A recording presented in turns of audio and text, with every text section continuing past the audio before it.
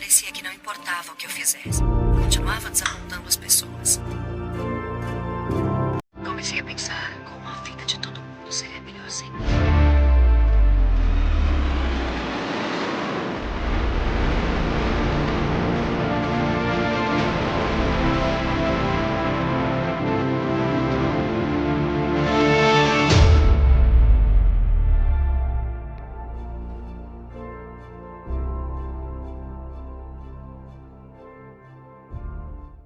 É isso aí. Karen, já está conectada aí com a gente? Boa tarde, Karen. Tá me ouvindo? Boa tarde, Bispo. O senhor está me ouvindo? Tô ouvindo. Tudo bem? Tudo ótimo. Fala pra gente a sua história. A gente viu algumas fotos suas aí, Karen. Conta pra gente primeiro como que era a sua vida antes de você chegar à Força Jovem, antes de você conhecer esse trabalho. Depois a gente vai para um comercial para poder falar da transformação. Mas eu queria saber como que era a vida da Karen antes. Essa menina que a gente viu aí nas fotos. Certo. Na verdade, começou a minha vida no mundo quando eu tinha por volta de 14 anos, mais ou menos, né?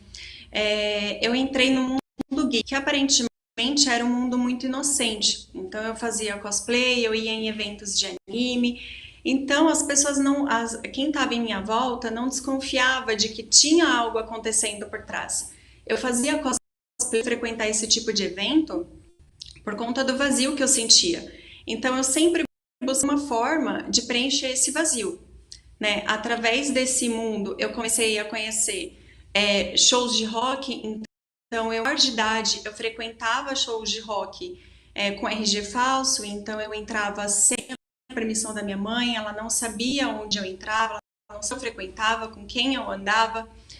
E aos poucos, sutilmente, eu fui me envolvendo no mundo, né? Sempre buscando me preencher de alguma forma. Eu já cheguei a ser viciada também em academia.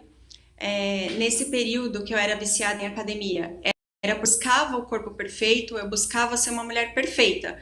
Por quê? Assim, nenhum homem ia deixar de me querer, eles não iam me trair, eles não iam me deixar, não ia ter o porquê eles me deixarem se eu fosse perfeita, tanto de corpo quanto na inteligência, né? Então, assim como eu era viciada em academia, eu também era muito dedicada aos estudos. E já na academia, comecei a me entregar às primeiras drogas que eu usei na vida, que eram os anabolizantes. Então, eu fiz uso de anabolizantes durante um período, e isso vicia porque você começa a ver resultados e você quer cada vez mais, você quer crescer cada vez mais. Mas eu tive que parar por conta da faculdade. Foi assim que eu entrei na faculdade. Então, por não haver tempo hábil, eu acabei a academia e entrei na faculdade. No período da faculdade foi que eu me lancei no mundo de vez. Nesse período, eu queria experimentar tudo. Eu queria colocar força em tudo que eu pudesse experimentar de diferente. Porque eu era do tipo que pensava que eu só ia saber se eu gosto ou não de algo se eu experimentasse. Então eu coloquei toda a minha força em tudo que me ofereciam. No período também, na minha casa, era uma bagunça. Eu e minha irmã viviam brigando, os meus pais brigavam muito. O meu pai chegou a entrar em depressão depois de uma morte, né, que ele teve na família, que foi a morte da mãe dele, minha avó. Então, após esse período, ele entrou em depressão e ele era viciado. Ele era viciado em bebida, ele era viciado em cigarro, ele era viciado em remédio. Então, assim que ele parava a bebida, ele se viciava em outra coisa, ele se viciava em remédio, por exemplo. Eu cheguei a presenciar, inclusive, uma tentativa de suicídio dele, que ele se pendurou na laje de casa e ia se jogar. E Deus me mostrou a mão dele ali pendurada e eu consegui puxar ele para dentro de casa novamente. E eu estava comentando que ele acabou entrando em depressão por conta do falecimento da minha avó, e ele era viciado em cigarro, era viciado em bebida, era viciado em medicamentos, já tentou suicídio, né? Então o suicídio ele era muito presente na minha família, porque além dele, a minha irmã também já tentou suicídio, inclusive. E o meu pai teve, inclusive, alguns episódios que ele foi trabalhar bêbado, e ele sofreu um acidente, acabou perfurando o pulmão. Então eu vivenciei vários episódios onde meu pai batia carro, dava PT no carro, destruía o carro, quase perdia emprego. A minha vida era um inferno dentro de casa. Numa das brigas que ele teve com a minha mãe, inclusive, ele tentou matar a minha irmã e ele pendurou nós duas pelo pescoço, assim, prendeu na parede, uma em cada braço. E a minha vida era uma gota d'água, assim, era um inferno mesmo. A vida familiar era um inferno. E paralelamente a isso, bispo, eu tinha entrado na faculdade, então, como eu disse, eu queria colocar toda a força, né? Mesmo minha vida familiar sendo inferno, eu queria colocar toda a força na faculdade, em tudo que eles me davam, né?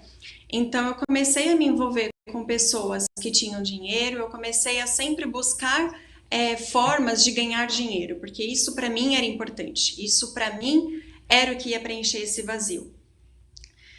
Acabei me envolvendo num relacionamento que durou 4 anos, e nesse período, durante o relacionamento com esse rapaz, antes a Karen, que era uma Karen pra cima, confiante, tinha autoestima, se tornou totalmente o oposto disso.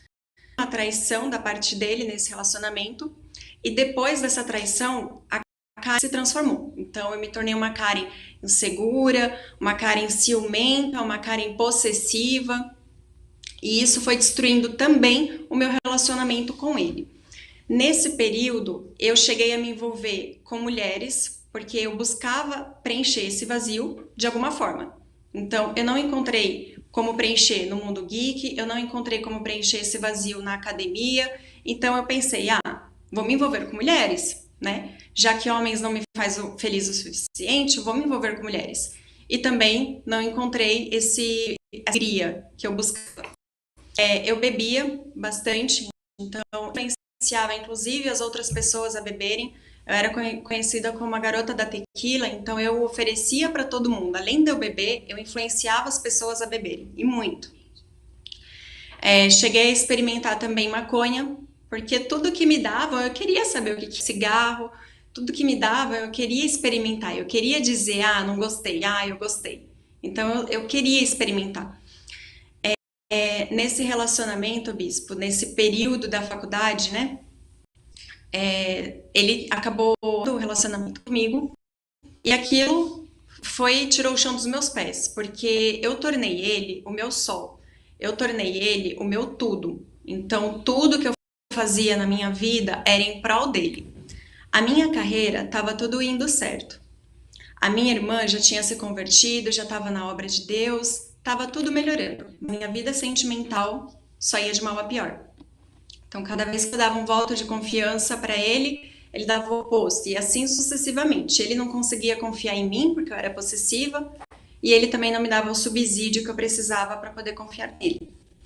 Ele terminou comigo muito repentinamente, então ninguém esperava isso, a gente não tinha brigado, a gente não estava em intriga, não tinha acontecido nada. Inclusive, um mês antes, a gente estava planejando fazer uma viagem para o exterior, e eu fiquei sabendo que nessa viagem ele ia me pedir em casamento. Então eu estava próxima desse passo, né? E ele fazia de tudo por mim. Ele me dava presentes, ele me levava para sair. Era o cara que toda garota gostaria de ter. E quando ele terminou comigo, bispo, eu me encontrei numa situação que eu não sei como a Karen chegou nessa situação, para ser sincera. Ninguém imagina o que eu pensava. Porque todo mundo me via para cima, todo mundo me via se dando bem nos estudos, se dando bem no trabalho, recebia oportunidades ótimas de emprego, mas dentro de mim tinha um vazio muito grande.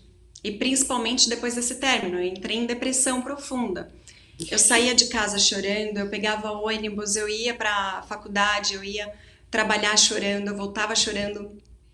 E isso me trazia uma grande tristeza, e a única forma, como o senhor mesmo disse, a única forma que eu via de acabar com aquele sofrimento era tirando a própria vida. Eu não queria morrer, bispo, não queria, eu queria continuar vivendo, eu queria ser feliz, eu queria ter um relacionamento com alguém, eu queria minha mãe perto, eu queria meus familiares perto, mas aquela tristeza era tão grande que a única forma de parar aquilo era tirando a própria vida. E eu sempre julguei muito as pessoas que ficavam pensando em suicídio por um término de relacionamento. Eu sempre fiquei pensando, imagina que homem vai fazer isso comigo. Imagina que eu vou chegar a pensar em suicídio por conta de um término de namoro. Eu jamais vou fazer isso. Isso é o cúmulo, isso é demais. Eu sempre julguei muito isso. E eu me via nessa situação. Você ficou Então, eu assim, comecei a querer. você ficou assim com relação a ele, é, porque você foi traída ou porque você não aceitava perdê-lo? Eu não aceitava perdê-lo, porque a traição, ela ocorreu com 3 anos de namoro. E mesmo assim, eu dei outra chance pra ele, pra gente continuar. Só que eu não aceitava ser rejeitada. Eu nunca tinha sido rejeitada. Ninguém nunca tinha me rejeitado. O que eu queria, eu conquistava. Se eu queria estar em tal posição na faculdade, eu conquistava. Se eu gostaria de tal emprego, eu conquistava. Se eu gostava de tal rapaz, eu conquistava. Eu tinha aquilo. Mas quando ele me rejeitou, aí foi o meu fundo de poço. Foi porque ele me rejeitou. E eu nunca tinha sido rejeitada. Você E chegou a tentar aí, o suicídio? Você eu chegou a tentar o pensava em suicídio? suicídio. Aham. Não cheguei a tentar. Mas o que que aconteceu? Eu buscava formas.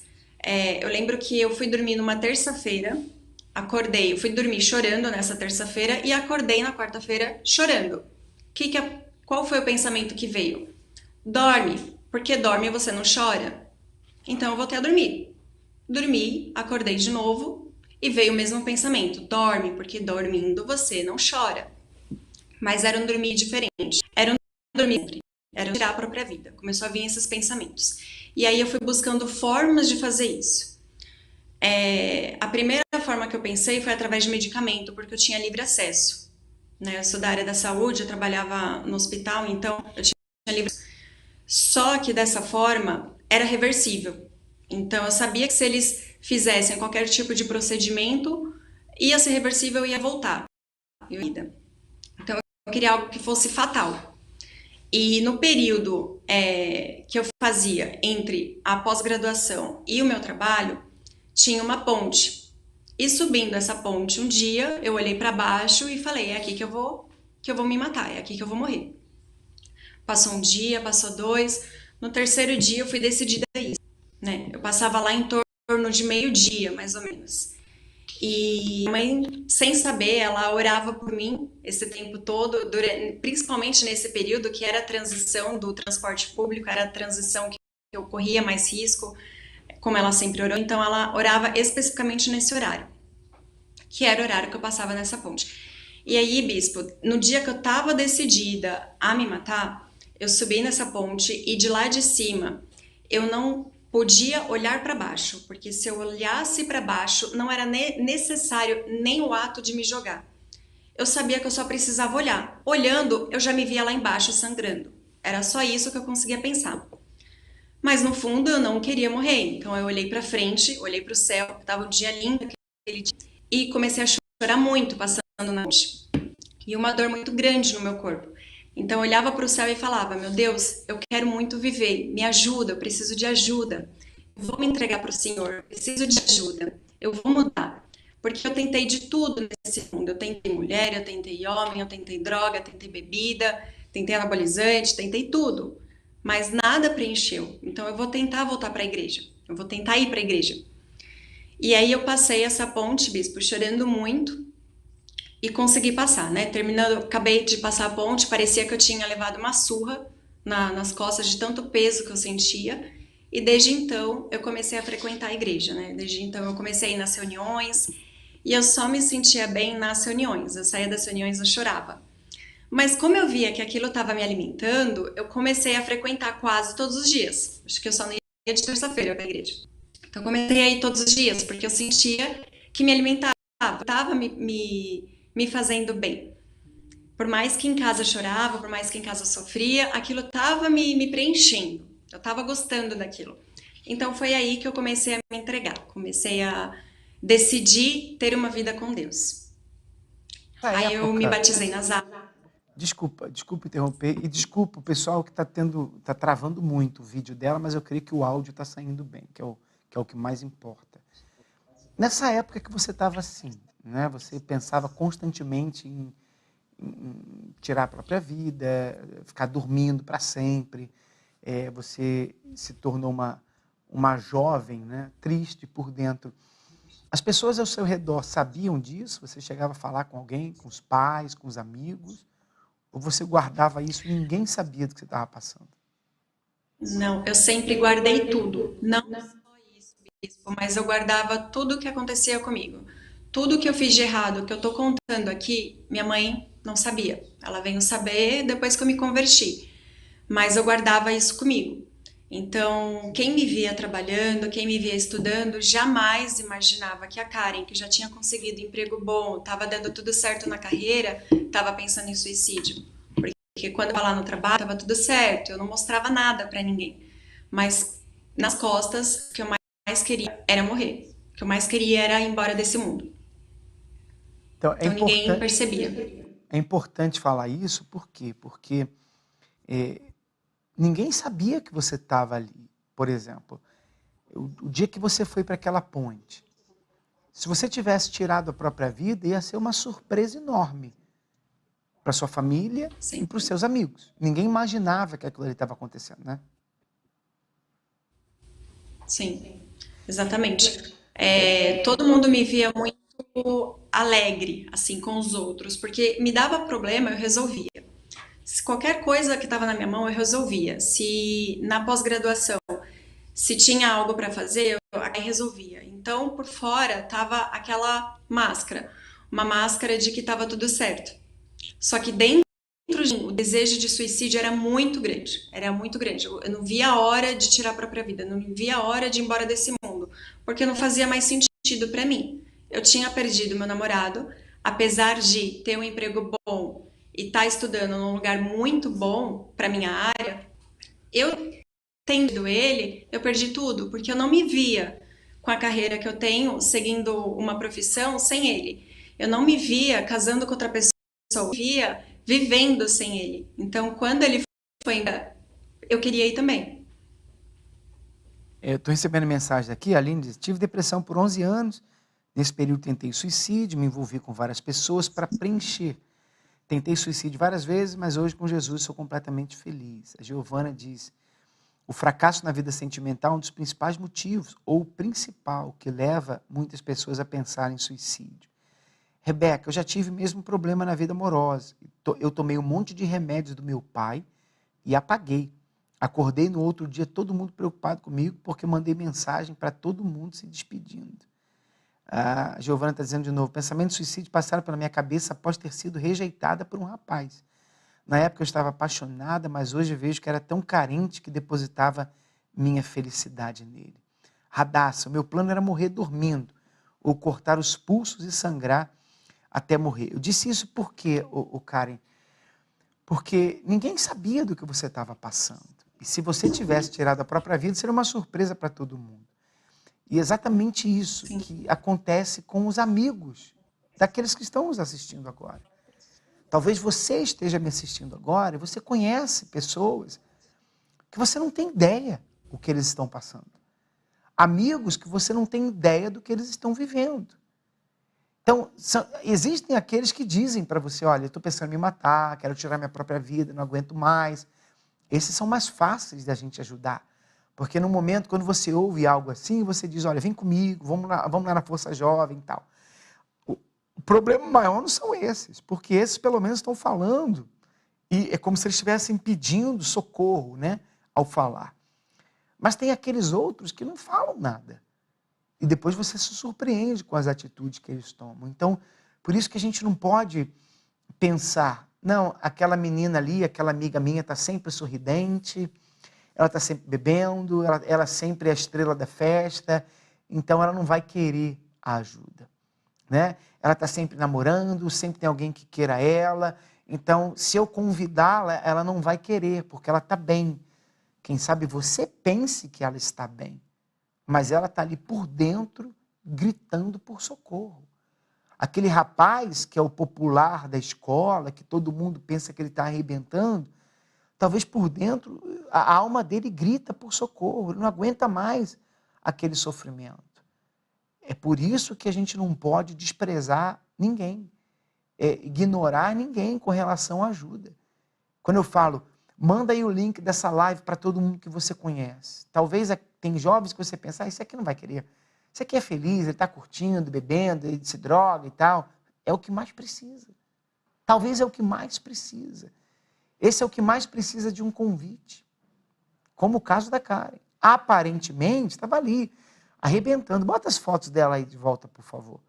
As fotos antigamente. Estava lá bebendo, né?